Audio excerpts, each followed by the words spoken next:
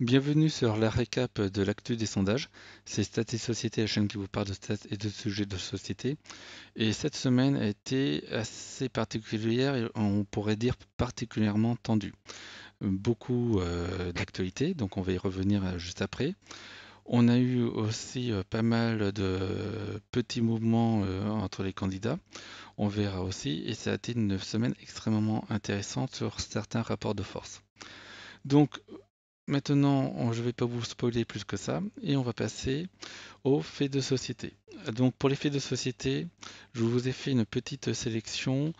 N'ai pas le JT, donc je n'ai peut-être pas tout répertorié fidèlement. Si jamais il y a des faits importants que j'ai loupés, n'hésitez pas à le signaler en commentaire, c'est fait pour ça.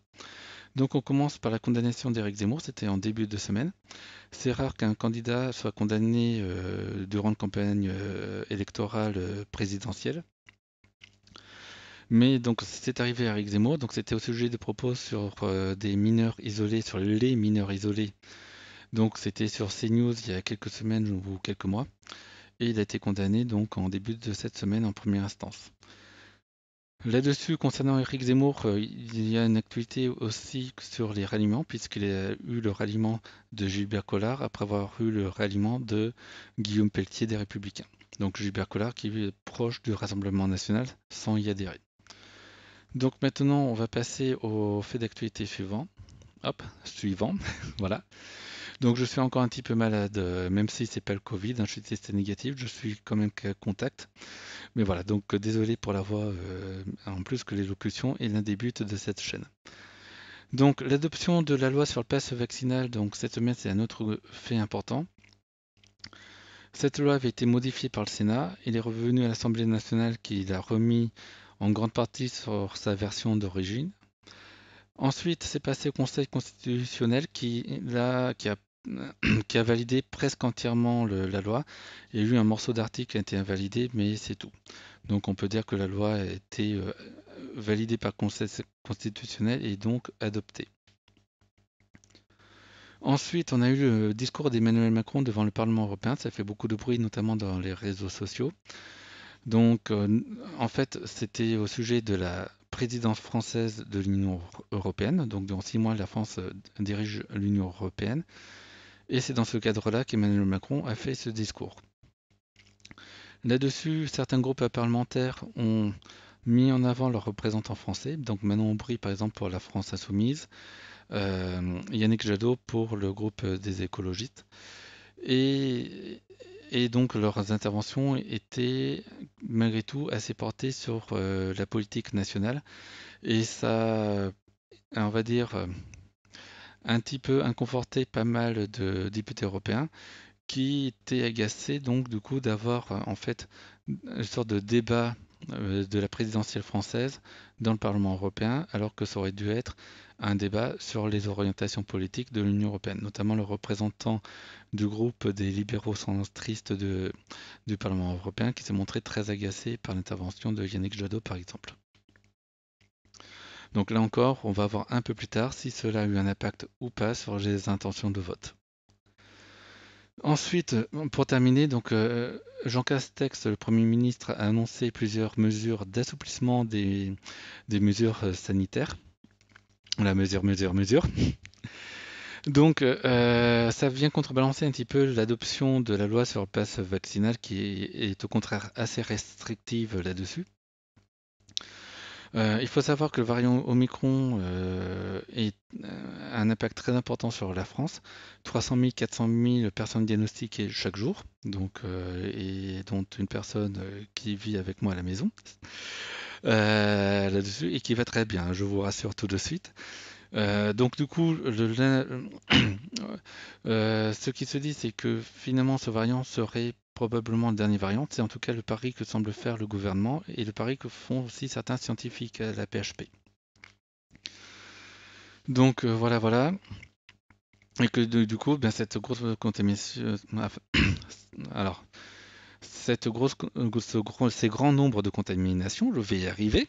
Ce grand nombre de contaminations annonce finalement que tout le monde va être en contact avec ce variant et que du coup, tout le monde aura été d'une manière ou d'une autre immunisé contre le Covid grâce à ce variant. Alors ceci étant dit, lorsqu'on est immunisé contre un variant du Covid, on n'est pas forcément immunisé contre tous les variants du Covid.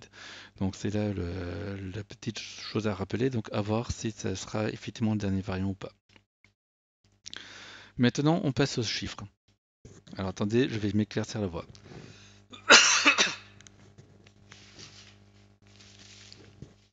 Voilà.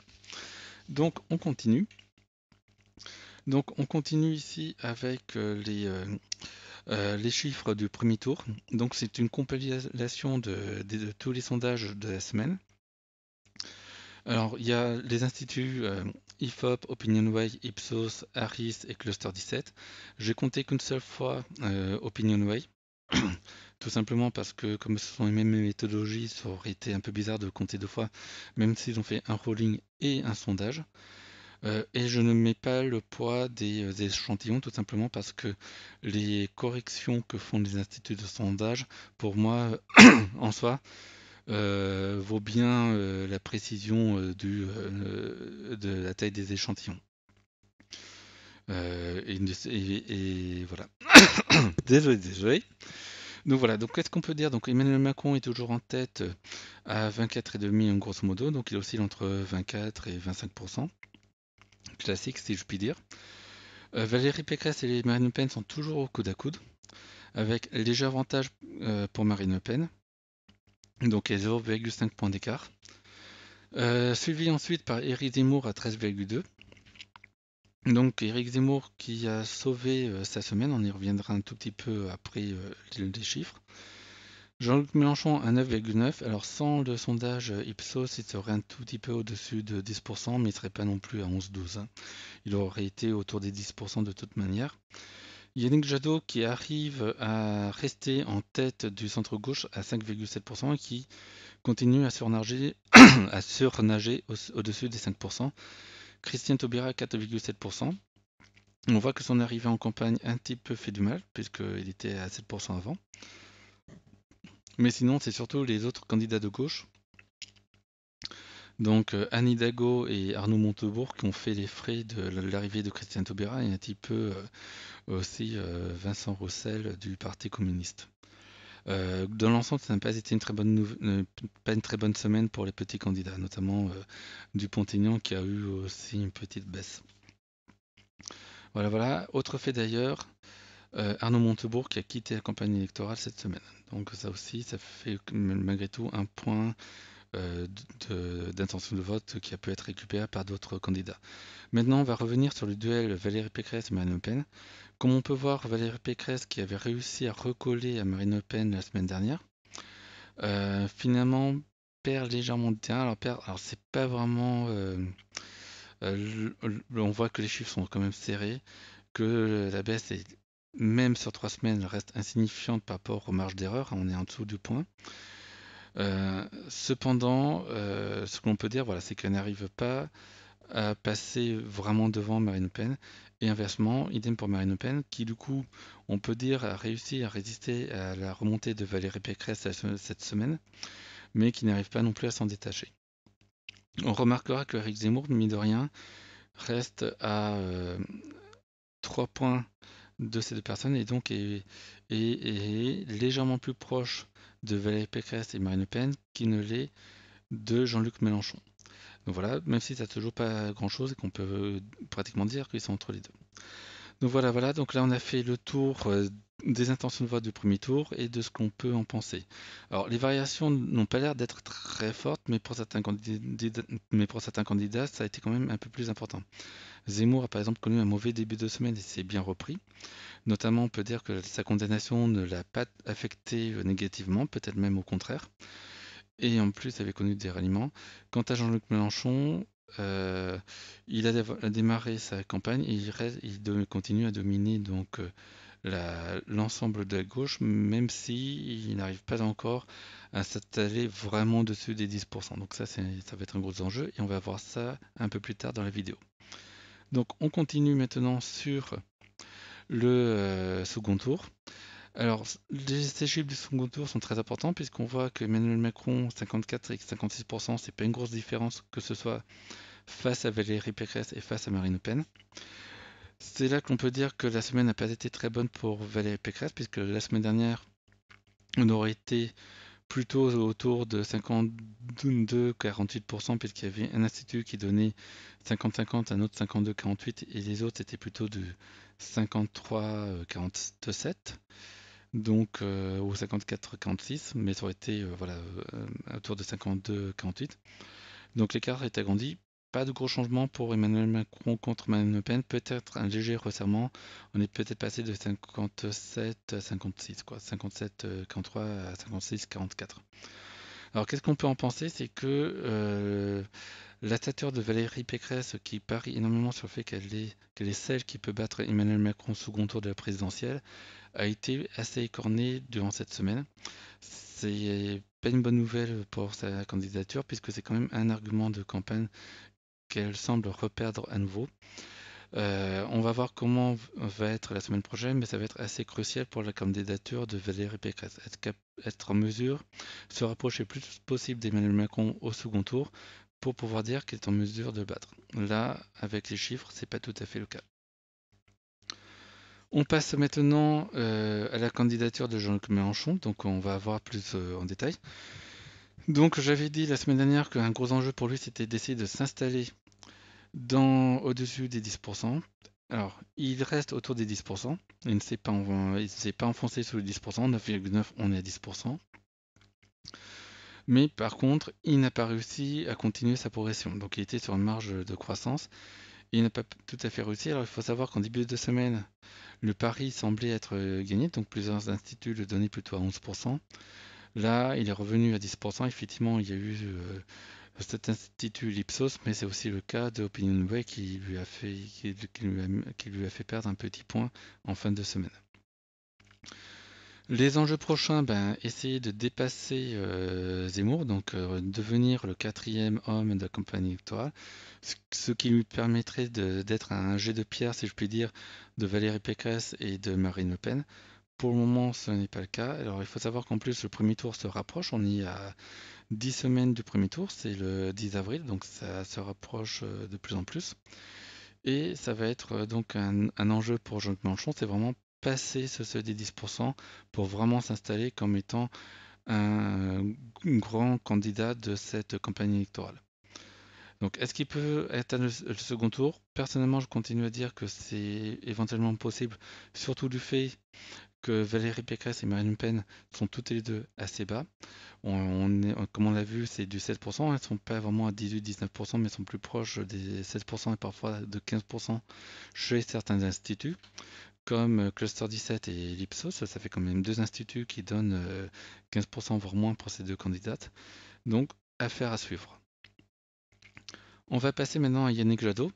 Donc Yannick Jadot n'a pas réussi à reprendre des points, notamment pour essayer de recoller à Jean-Luc Mélenchon. Certains instituts de sondage le donnent à un point de Jean-Luc Mélenchon, mais ce n'est pas la tendance globale. Par contre, il a réussi à résister à l'arrivée de Christiane Taubira pour le moment. Et donc le fait qu'il soit presque au même niveau que la semaine dernière est probablement une bonne petite victoire pour lui. Et surtout, il se maintient au-dessus des 5%. Christiane Taubira est encore à 4,7%. Elle a plutôt monté, mais pas assez pour dépasser Yannick Jadot. Donc pour le moment, Paris réussi pour Yannick Jadot de rester en tête du centre-gauche. Maintenant, pour ce qui est d'essayer d'être le premier de l'ensemble de la gauche, faut pas se cacher, ça va être compliqué. Donc Jean-Luc Mélenchon fait souvent de très bonnes campagnes. Les Verts ne sont pas très habitués aux campagnes électorales présidentielles, c'est pas vraiment leur truc. Cependant, l'écart n'est pas toujours si énorme que ça selon les instituts de sondage, même si dans l'ensemble on est quand même plutôt à 4 points d'écart. À voir, mais personnellement, j'aurais du mal à y croire. Je pense que ça sera très difficile. Et effectivement, il est toujours possible qu'il se fasse rattraper dans les 2 prochaines semaines par Christiane Taubira, par exemple. Bon, Anne Hidalgo, ça va être compliqué. Par contre, effectivement, Christiane Taubira n'est pas non plus une mauvaise dynamique, elle est sur une dynamique qui est assez bonne, donc elle pourrait très bien aussi rattraper Yannick Jadot. Donc voilà pour les enjeux pour Yannick Jadot sur les prochaines semaines. On va maintenant passer à Emmanuel Macron. Donc lui, son principal enjeu, c'était d'essayer de recreuser l'écart face à Valérie Pécresse, puisque le vrai danger, c'était d'avoir euh, une candidature qui pouvait le battre au second tour et qui pouvait en plus se qualifier au second tour. La semaine dernière, c'était le cas de Valérie Pécresse, elle était à la fois en position de pouvoir se qualifier au second tour et en plus en position de pouvoir faire jeu égal avec Emmanuel Macron selon un ou deux instituts de sondage. Cette semaine, ce n'est plus du tout le cas et donc c'était plutôt une bonne semaine pour Emmanuel Macron de ce côté-là. Alors cependant, si on parle de sondage, en termes de cote de popularité, Macron est plutôt en baisse, même de 4 à 7 points selon les instituts de sondage. Cela semble faire suite à sa phrase sur emmerder les Français, entre guillemets, enfin les Français non vaccinés.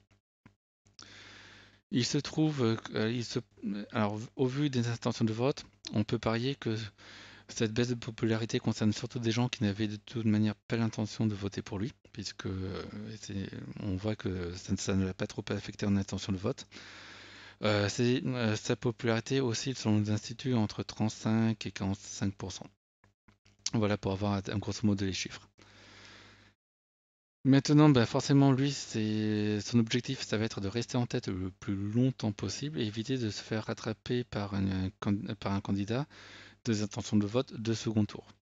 Alors, il y a une petite actualité concernant Emmanuel Macron, c'est qu'il visiblement il a décidé de ne pas participer au débat du premier tour.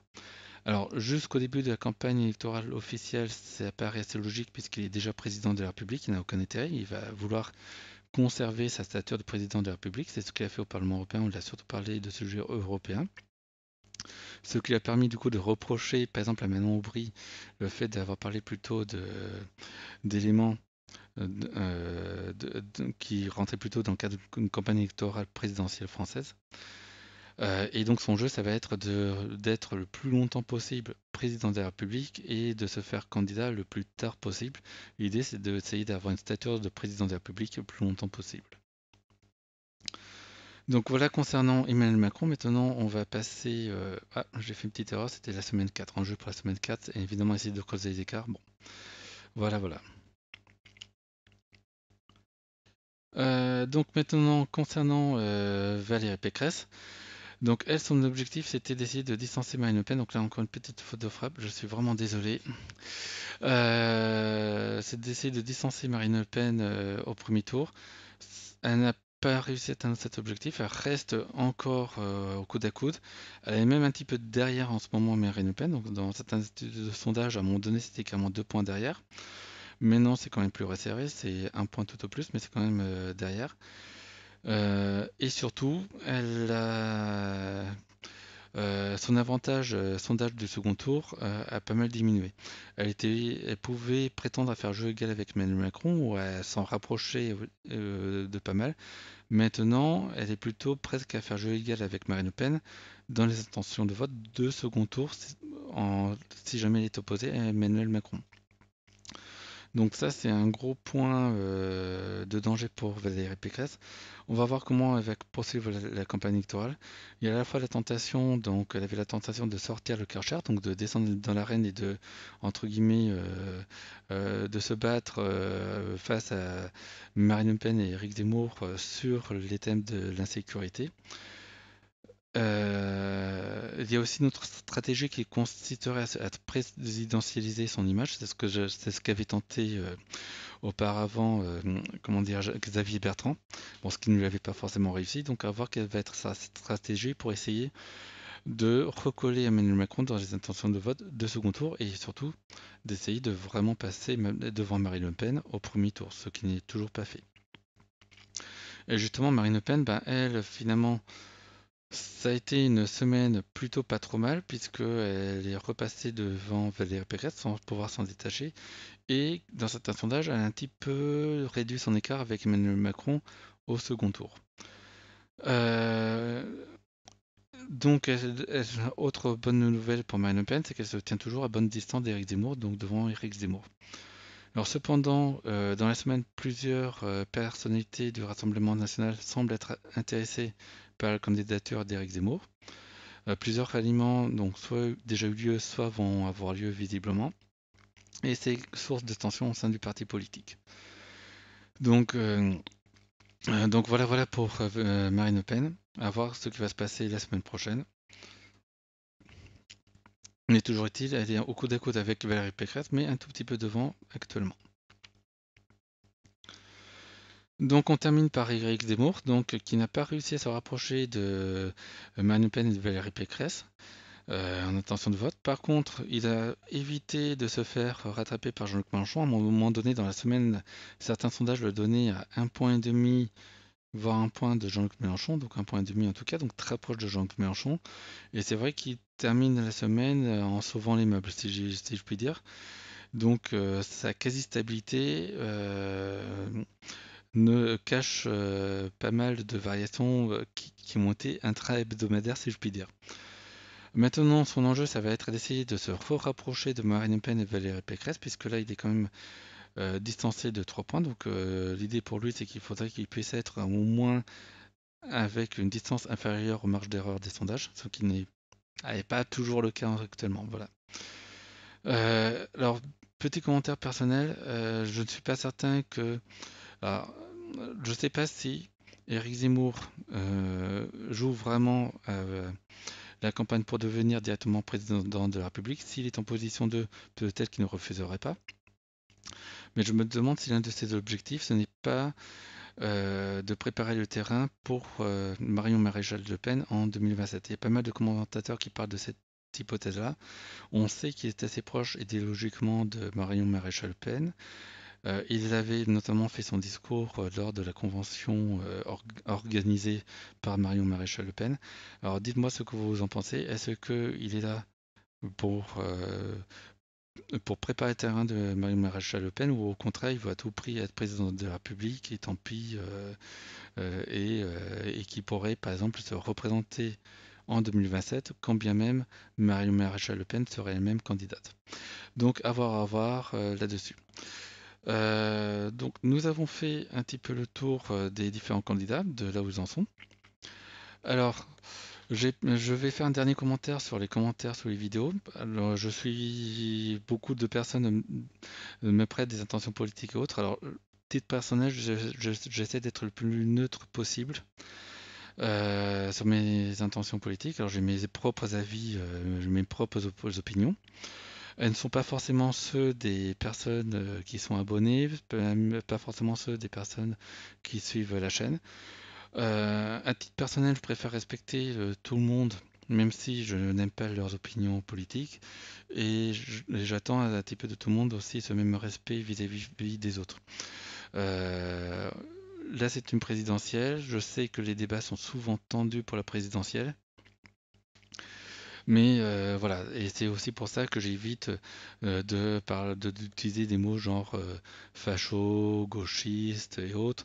Je préfère utiliser des mots comme qui sont les mots les plus courants, donc extrême droite pour les personnes qui sont les plus à droite, Rassemblement national, Zemmour, gauche radicale pour Jean-Luc Mélenchon. Je utiliserai par exemple extrême gauche pour Philippe Poutou, par exemple, qui sont en fait des dénominations les plus communes. L'idée, c'est de ne pas essayer de tordre la réalité dans un sens ou dans l'autre, et effectivement de rester le plus neutre possible, quand bien même il y a certains candidats que je déteste moins que d'autres, d'autres que j'aime plus que d'autres, etc., etc., d'autres sur lesquels je suis plus mitigé.